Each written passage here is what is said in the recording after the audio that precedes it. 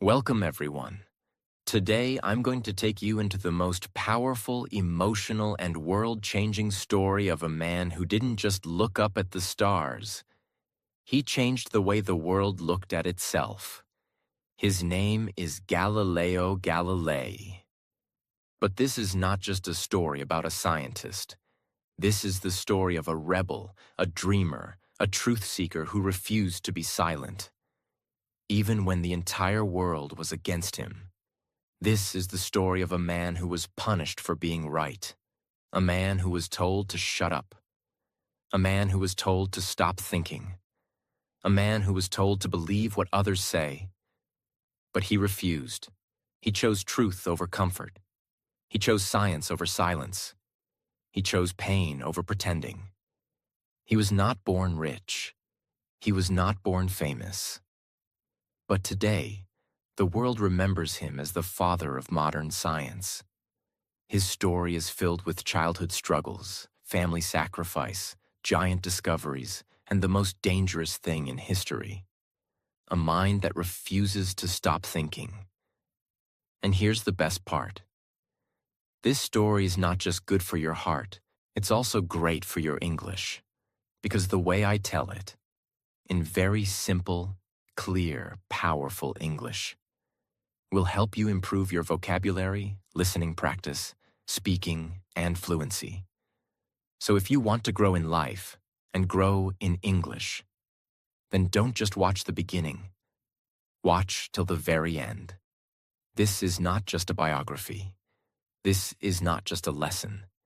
This is a movement, and you are now part of it. Subscribe right now, because I promise, the next 4 parts will change how you see life, history, science, and yourself. Let's begin with the very beginning of Galileo Galilei's life. Part 1. The birth of a mind that would not obey. Let's go back in time.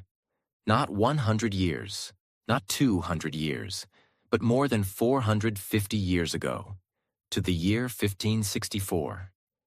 At that time, Europe was ruled by kings and churches.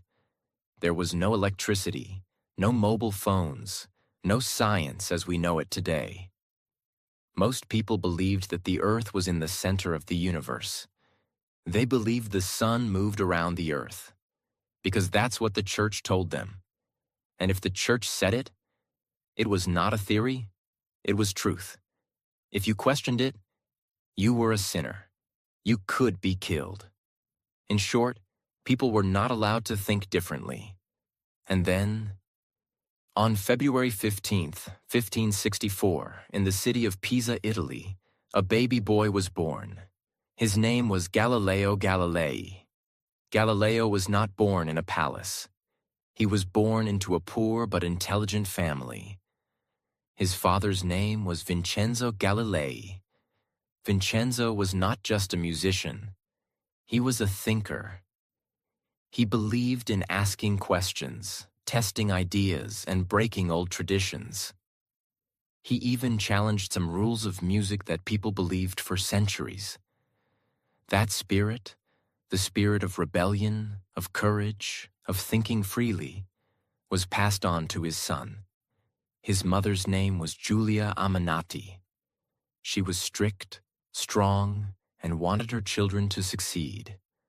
Galileo was the eldest of 6 children. Life was not easy for the family. They had to save money, move houses, and struggle to survive. But from a very young age, Galileo showed signs that he was different. As a child, Galileo was not like other children. He asked too many questions. He loved to look at the sky. He stared at stars for hours. He watched how things moved. He wanted to know why. He didn't just accept what people told him. He wanted to see it himself. Once, when he was just a young boy, he went to church with his father. He noticed a lamp hanging from the ceiling, swinging slowly. Most people just saw a lamp. But Galileo, he saw a pattern. He took his pulse, counted his heartbeats. and he discovered that each swing of the lamp took the same time, even when it moved in small circles. That was one of the first scientific observations of his life. He had discovered something that would later become the foundation of pendulum clocks. And he was just a child. Galileo's father wanted him to become a doctor, because doctors earned good money. So at age 17, Galileo went to the University of Pisa to study medicine. But he hated it. He found it boring. He didn't want to learn about herbs and diseases. He wanted to learn about math, movement, stars, planets, and time. So instead of studying medicine, Galileo secretly started studying mathematics. He borrowed books. He taught himself. He listened to lectures he wasn't supposed to attend. And soon, he was better at math than most of his teachers. Eventually, he dropped out of medical school and decided to follow his passion. This decision was risky. His family was poor. He had no job and no guarantee of success. But he chose the path that spoke to his soul. In his early 20s, Galileo was broke, but his mind was alive. One day, he saw goldsmiths weighing precious metals. He realized that they were not accurate. So he invented something called the hydrostatic balance, a device that could measure the purity of metals by comparing their weights in air and in water. This invention made him famous in his city. People started talking about the young genius from Pisa. He didn't make much money, but his name had begun to shine. At age 25, Galileo got his first job as a mathematics professor in Padua, Italy. He now had a salary. He could support his family, and more importantly, he had the freedom to think, teach, and experiment. He built machines. He studied motion. He questioned everything Aristotle had taught, which was dangerous because Aristotle's teachings were treated like law. But Galileo didn't care. He didn't want to worship old books. He wanted to observe the real world, and that's exactly what he did. Galileo was now in Padua, a beautiful city filled with students, thinkers, and artists. It was part of the Republic of Venice, which was much freer than other parts of Italy. People here were allowed to think, to discuss, to debate. It was the perfect place for a young scientist who didn't want to follow rules blindly. He was now a professor of mathematics at the University of Padua, one of the best universities in Europe. His lectures became famous because he spoke with passion. He didn't just read from books. He demonstrated experiments right in front of students. When others said, "Because Aristotle said so," Galileo said, "Let's test it." He taught geometry, mechanics, and astronomy. He was curious about how things move, why they fall, and how fast they travel. And every time he saw something, he wanted to know the reason behind it. He would roll balls down inclined planes, drop objects from towers, and time their motion carefully. There were no stopwatches back then, so Galileo used water clocks, containers that dripped water at a steady rate. By measuring the amount of water that dripped, he could measure time. This is how he began to understand something revolutionary. The speed of a falling object does not depend on its weight. For centuries, people believed, because Aristotle had said, that heavy objects fall faster than light ones. Galileo's experiments showed that this was wrong. If you drop a 1-kilogram ball and a 10-kilogram ball from the same height, they reach the ground at the same time. He even climbed the famous Leaning Tower of Pisa and dropped 2 balls to prove it, shocking everyone who watched. The church did not like such demonstrations because they contradicted the old teachings. But Galileo didn't stop. He believed that truth should come from observation, not from authority. Even though Galileo was now respected as a teacher, he was still struggling financially. Professors in those days didn't earn much. He had to support his family, and soon he also became a father. He never married, but he had a long relationship with a woman named Marina Gamba from Venice. Together they had 3 children, 2 daughters, Virginia and Livia, and 1 son, Vincenzo. Galileo loved his children deeply, but his daughters faced difficulties because they were born outside marriage. In that era, society judged such children harshly. To protect them, Galileo later sent both daughters to a convent to live as nuns. His eldest daughter, Virginia, took the name Sister Maria Celeste, and she would become one of the most important emotional supports in Galileo's life. Her letters to him, full of love, comfort, and faith, show a side of Galileo few people know, a gentle, caring father with a wounded heart. But during this period, Galileo had no time to rest. His mind was on fire with curiosity. In 1609, something extraordinary happened. News spread across Europe that a Dutch lensmaker had built a small instrument that could make distant objects appear closer. It was called a telescope, though it was still very primitive. When Galileo heard about it, he immediately decided to build one himself. Without seeing the original design, using only his imagination and mathematical knowledge, he began grinding and polishing lenses by hand. Within days, he created his own version of the telescope, and then he improved it again and again. His first telescope magnified images 3 times, his next one 8 times. And soon, he built one that magnified objects more than 30 times. That small instrument, made from wood, glass, and patience, would change the destiny of humanity.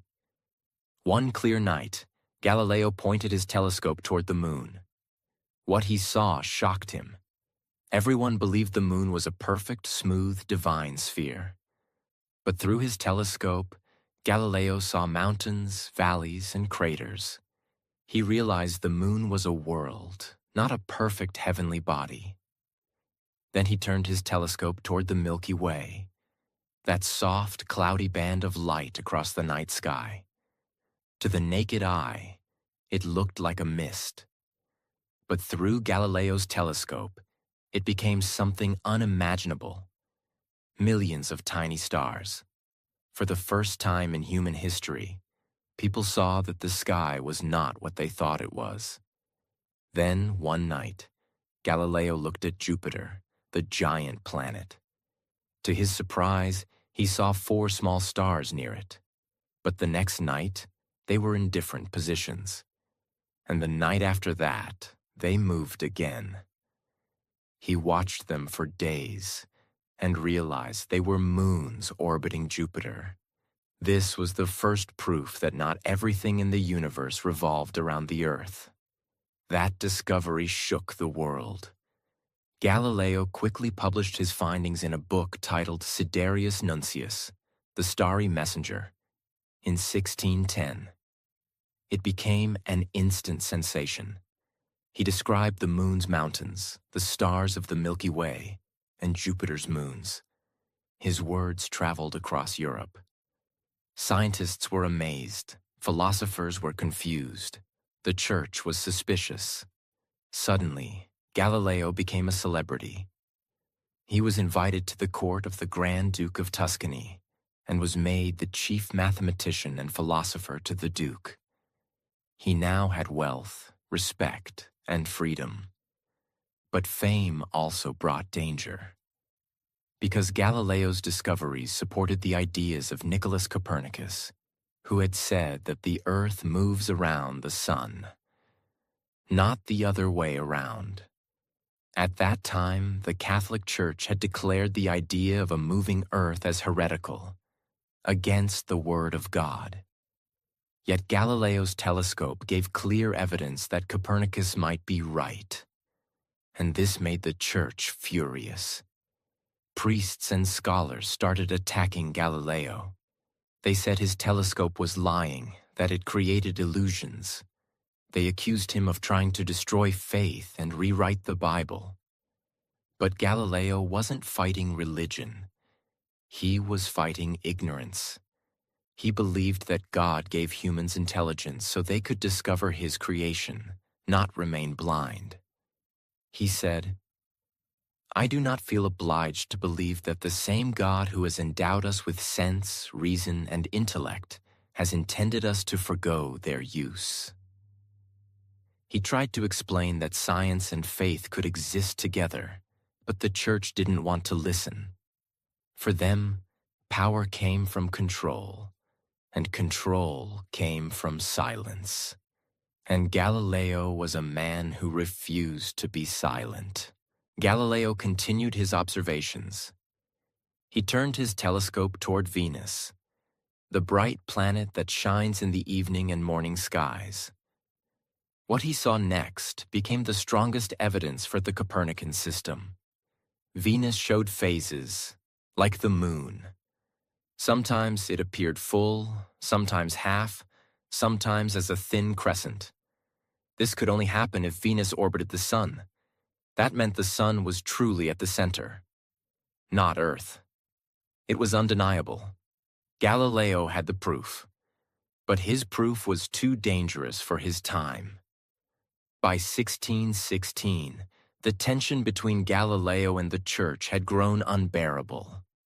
The Church officially banned the teaching of the heliocentric sun-centered theory. Galileo was warned not to speak or write about it again. He obeyed, for a while. But deep inside, he knew the truth couldn't be buried forever. He wrote letters to his students and friends, encouraging them to observe, to test, to think. He became a symbol of intellectual courage. Meanwhile, his health began to weaken. He suffered from arthritis and severe headaches. Yet, even in pain, he kept writing, teaching, and experimenting. The more the Church tried to silence him, the louder his truth became. During this difficult time, Galileo often exchanged letters with his eldest daughter, Maria Celeste, who lived in the convent. Her letters were filled with compassion. She encouraged her father, reminded him to eat, to rest, to keep faith in God's plan. She even baked him cakes and sent them secretly through messengers. In her eyes, Galileo was not just a scientist. He was a good, kind, and loving man. Her words were his only comfort in a world turning against him. By the late 1620s, Galileo had spent over 20 years teaching, researching, and observing the heavens. He had proven that truth could be seen through observation. But the world around him was not ready to accept it. In 1623, a new pope was elected, Pope Urban VIII, who was once a friend of Galileo. The scientist felt hopeful again. The new pope admired Galileo's intellect and allowed him to discuss heliocentrism as a mathematical theory, not as a fact. Galileo saw this as his chance. He decided to write his most ambitious work, a book that would change everything. That book was titled Dialogue Concerning the Two Chief World Systems. It would become the cause of his greatest triumph and his greatest suffering. Part 2. The book that changed everything. Galileo was now in his 60s. His health was getting worse. He had painful arthritis. His eyes were tired, but his mind was still burning with fire. He knew that time was running out. He had to write down everything he had learned before it was too late. he began working on the most ambitious book of his life. A book that would take all the years of observation, discovery, and thinking, and put them into one single dialogue. A book that would not preach, but discuss. A book that would not directly attack the church, but would challenge the very foundation of what people believed. He titled it, Dialogue Concerning the Two Chief World Systems. It was written as a conversation between three characters. One, Salviati, who represented Galileo himself, defending the Copernican view that the sun is at the center. 2. Simplicio, who represented the followers of Aristotle and the Ptolemaic model, that Earth is the center. 3rd, Sagredo, a neutral man, asking questions, trying to understand both sides. It was a clever idea. Instead of saying, "This is the truth," Galileo let the characters argue. He made the dialogue feel like a friendly debate, but it was clear. Salviati was intelligent and convincing. Simplicio, whose name literally means simple-minded, came across as foolish. Galileo was trying to protect himself by saying, "This is just a discussion, not a statement." But the truth was obvious. The book strongly supported the Copernican view that the Earth moves around the sun. He finished the book in 1632. It was published in Florence, and within weeks, it created a storm across Europe. Scientists were thrilled, thinkers were amazed. But the church was furious, because the book didn't just present an idea, it made the old world view look outdated. It made the defenders of Aristotle look weak. And some church officials felt that Simplicio was secretly a mockery of Pope Urban VIII, the very man who had once supported Galileo. The Pope, who had been Galileo's friend, now felt personally insulted, and the friendship turned into a war. That same year, 1632, the church banned Galileo's book. And in 1633, Galileo, now 69 years old, weak, tired, and sick, was ordered to Rome to stand trial before the Roman Inquisition. The Roman Inquisition was not a friendly group. It was created to punish those who went against church teachings. They had the power to torture, imprison, and even execute. Galileo knew the danger, but he still went to Rome because he believed in truth. When he arrived, he was not allowed to leave. He was interrogated for weeks. He was questioned about the book, about his beliefs, about what he had taught in public. The Inquisition claimed that he had violated a warning given to him in 1616, that he should never support or teach heliocentrism. Galileo tried to defend himself. He said, "I only presented both sides." He said, "I didn't say the Earth moves. I just let my characters talk." But the Inquisition was not convinced. Behind the scenes, pressure was growing. Some powerful men wanted Galileo to be made an example. The church had lost too much power already. They couldn't let one old man destroy their control. They threatened him with torture. They reminded him of what had happened to others who spoke against the church. They told him that if he did not publicly reject his ideas, he could be burned alive. Galileo had faced many storms in his life, but now he had to make a decision. Was he ready to die for the truth, or would he bend to survive? On June 22, 1633, in a grand hall in Rome, Galileo Galilei was brought before the judges of the Inquisition. He was made to kneel, and in front of the world, he was forced to read a statement. In that statement, he denied that the earth moved. He said he had made a mistake. He said he would never again speak or write about the earth moving. He did not cry. He did not scream. He simply obeyed because he wanted to live. Some say that after he stood up, he whispered the words, "Eppur si muove." And yet, it moves.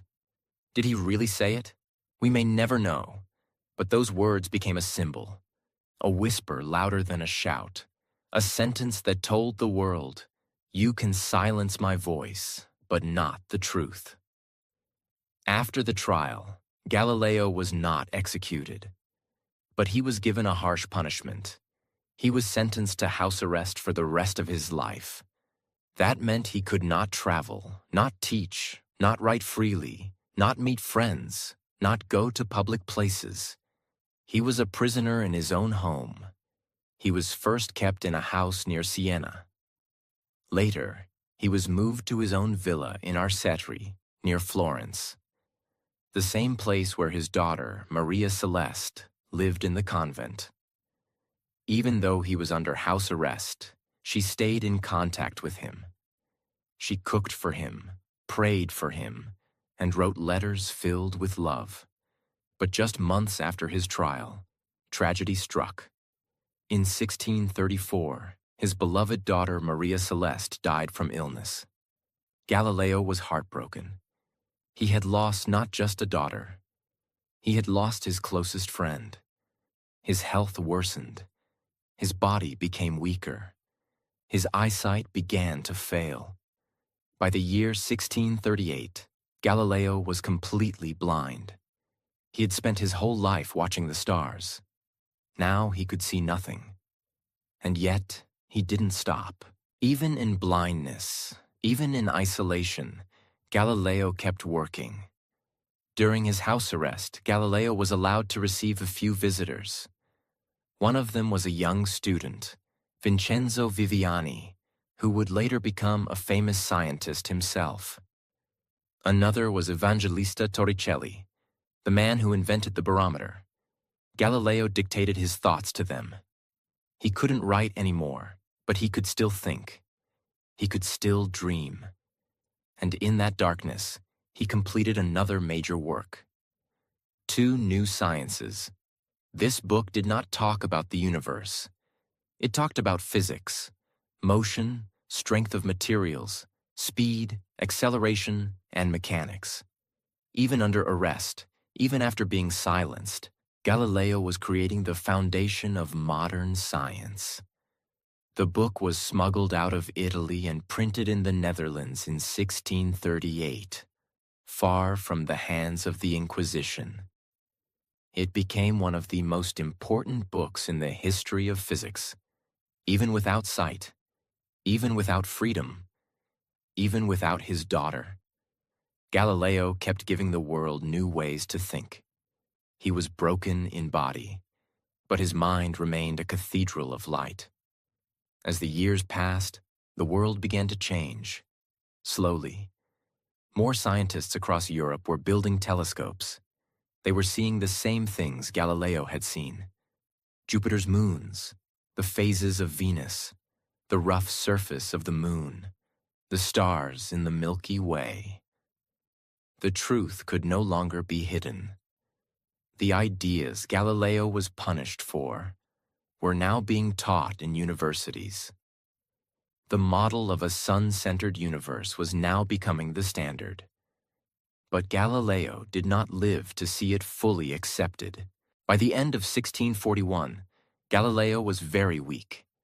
He had spent the last 8 years as a prisoner, blind, in pain, and isolated.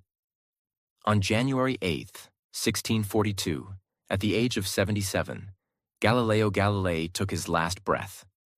There was no celebration, no grand funeral. The church didn't allow it. He was buried quietly near Florence.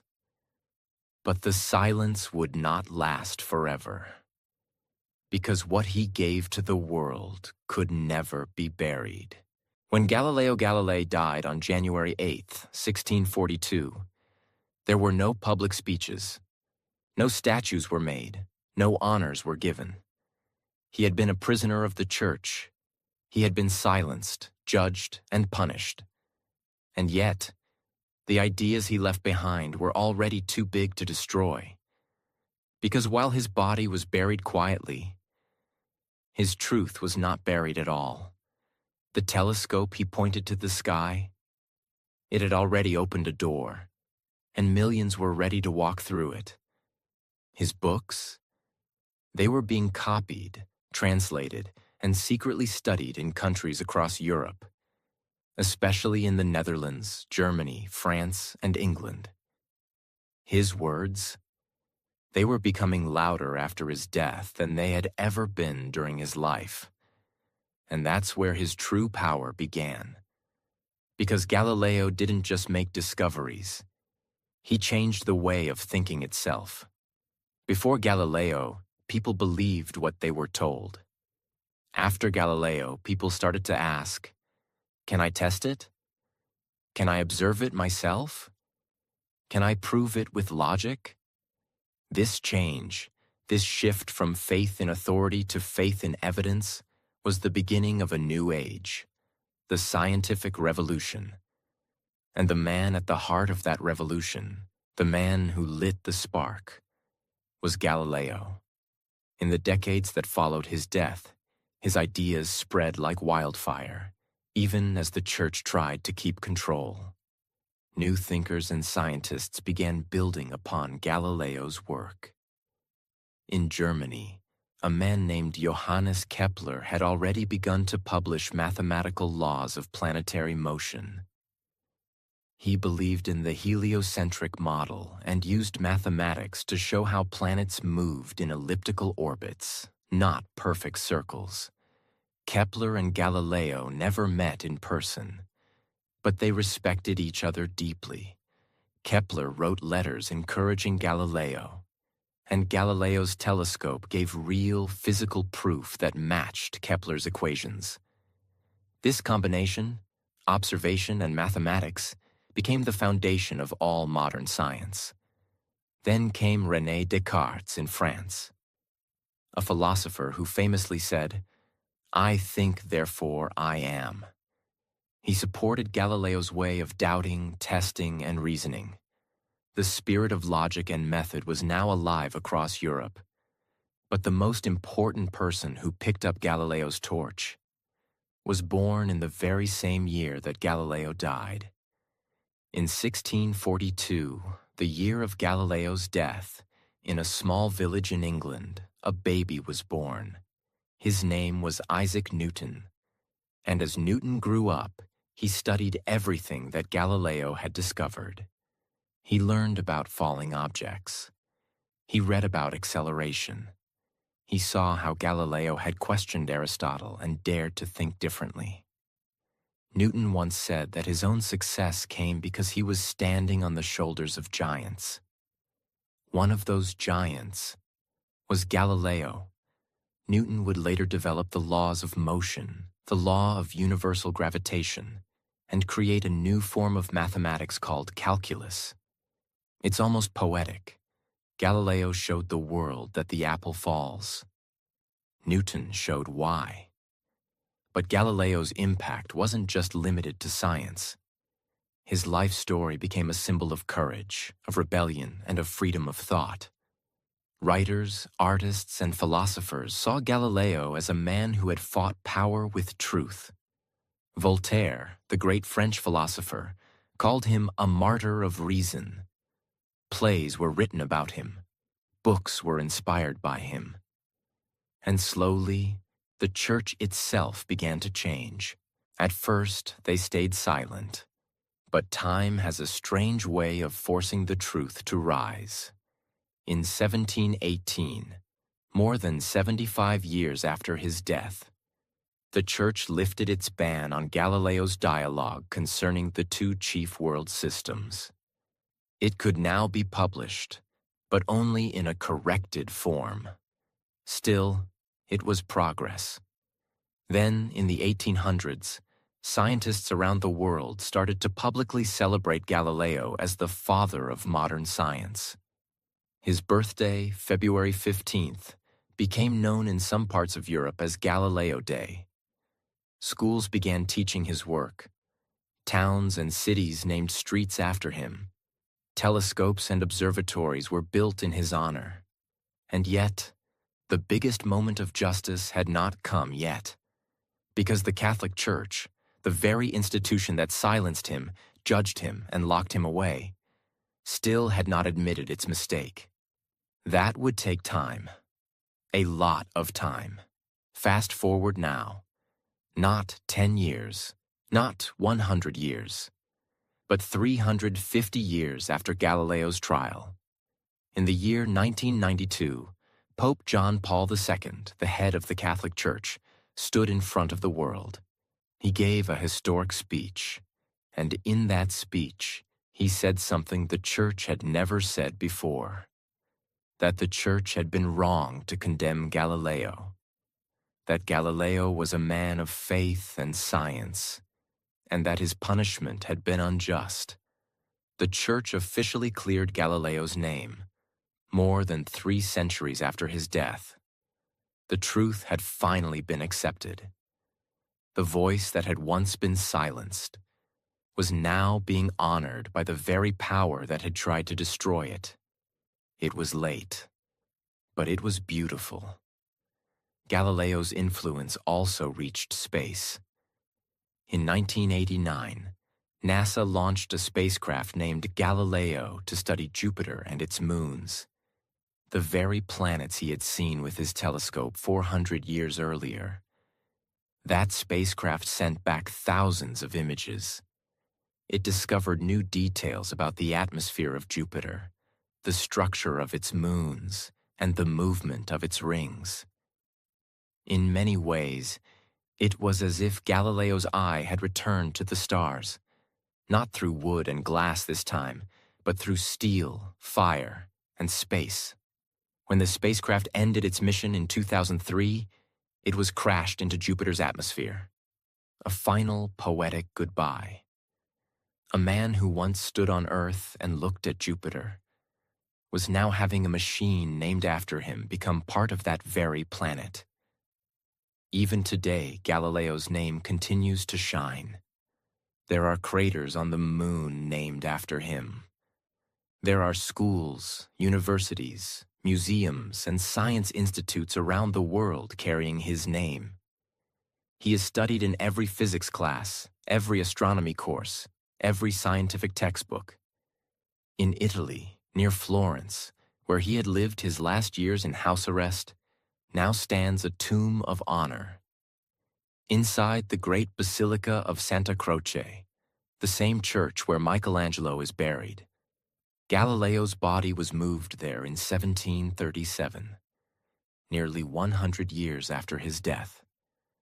People from all over the world come there to pay respect to the man who refused to be silent.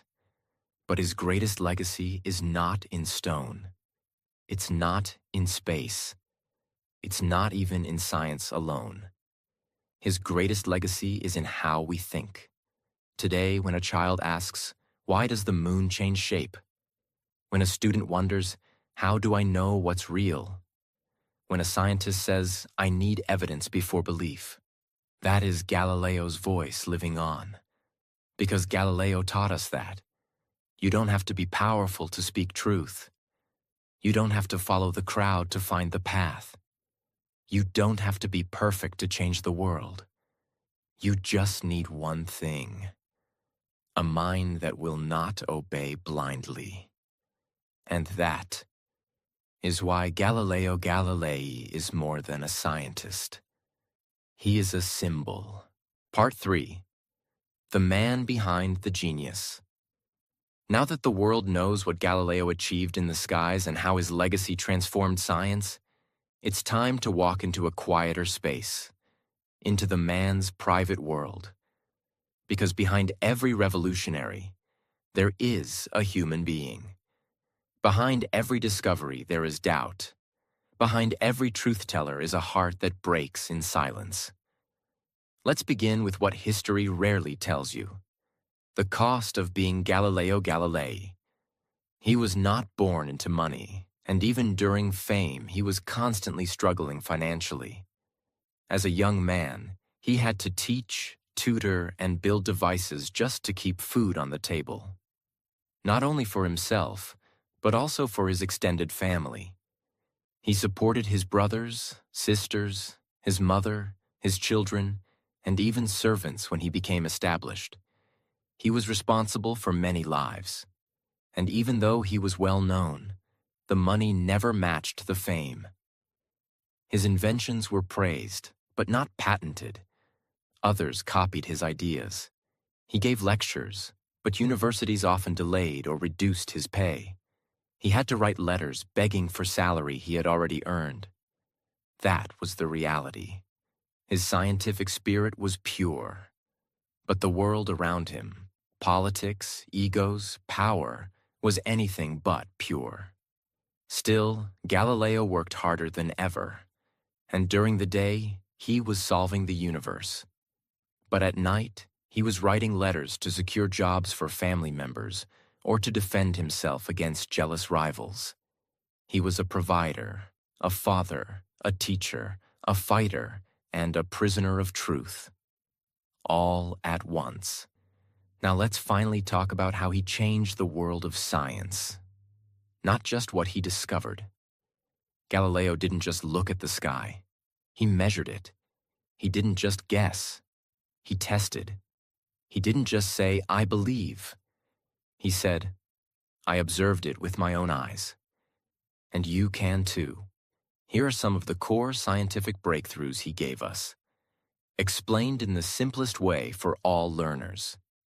1. The law of falling bodies. People believed that heavier objects fall faster than lighter ones. Galileo proved that all objects fall at the same rate, if there's no air resistance. He did this by rolling balls of different weights down slopes and measuring their time. 2. The concept of inertia. Aristotle believed that things stop moving when you stop pushing them.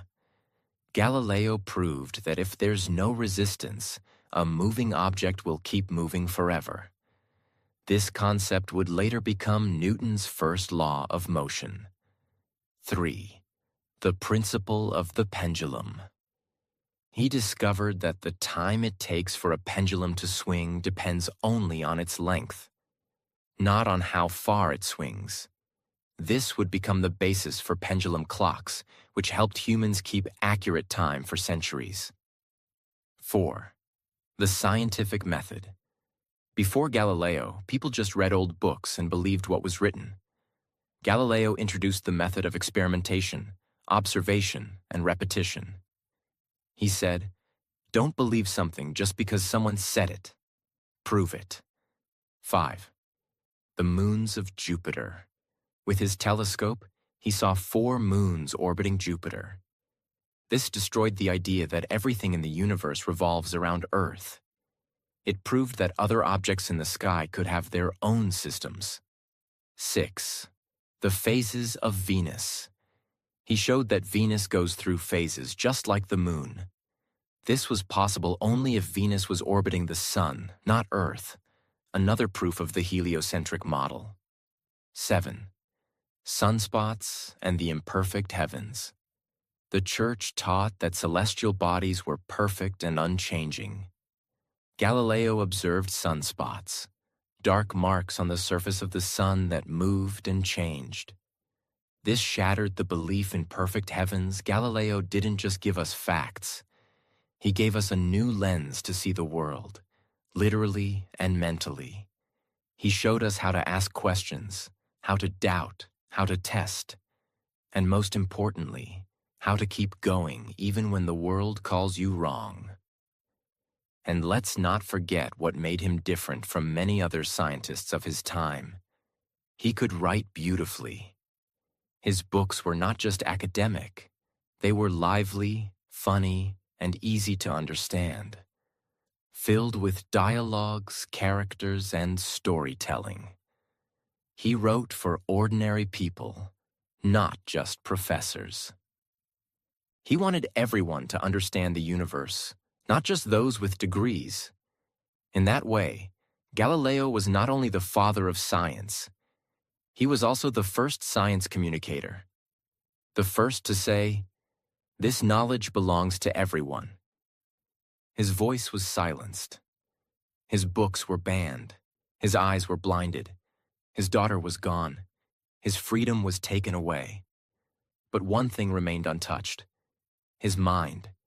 And that mind changed the world more than any sword, crown, or law ever could. Part 4.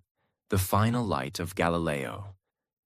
In the 1800s, the world had changed. The Industrial Revolution was beginning. Machines, engines, factories. Everything was being built on the laws of motion, gravity, and energy. And all those laws had their roots in Galileo's work. In classrooms, his name became a regular part of textbooks. In lectures, his methods were studied and praised. In universities, his books were printed freely. His once banned ideas were now called fundamentals. In the 1900s, the 20th century saw a complete transformation. Space travel, atomic physics, quantum theory, and relativity. But his story didn't stop there. In the 2000s, the world began to celebrate Galileo in new ways. In 2009, to mark the 400th anniversary of his first telescope, the United Nations declared the year the International Year of Astronomy and honored Galileo as the father of that field. Across the globe, scientists hosted stargazing events, built replicas of his telescope, and told his story to new generations. In art, in poetry, in science fiction, in space missions, his name appeared everywhere. Let's talk about something deeply symbolic: the Galileo spacecraft. Launched by NASA in 1989, the spacecraft traveled to Jupiter, the very planet Galileo had observed through his handmade telescope. It arrived in 1995 and spent years studying Jupiter's atmosphere, rings, and moons. It discovered facts Galileo could only dream of. It recorded lightning on Jupiter, studied the planet's magnetic field, and even gave clues about possible oceans beneath the icy surface of its moon Europa. Then, in 2003, the spacecraft was sent into Jupiter's atmosphere. A planned end to the mission. But think about that for a moment.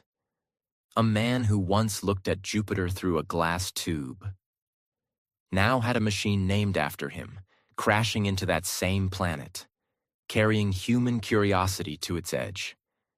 Back on Earth, his story continues to grow.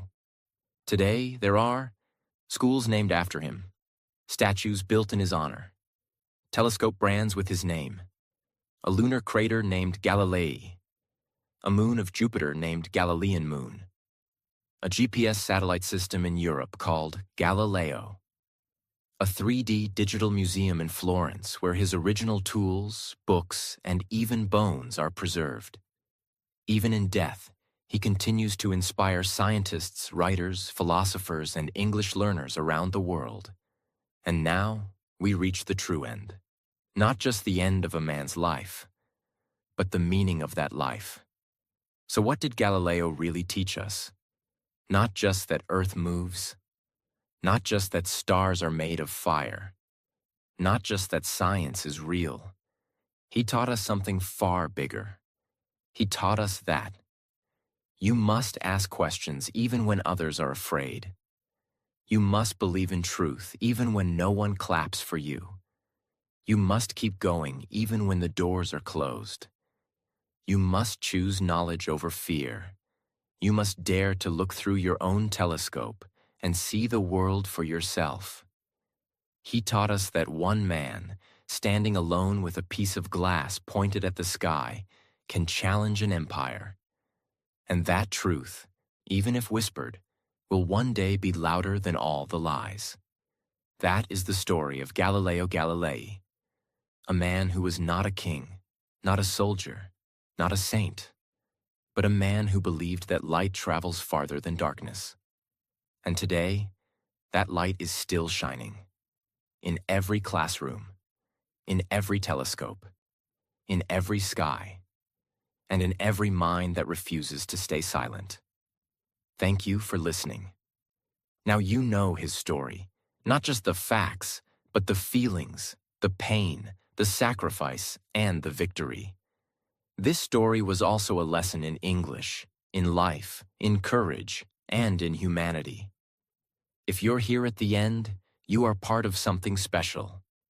Now go, ask your questions, build your own telescope, and carry forward the fire that Galileo started. Because the stars are waiting for you.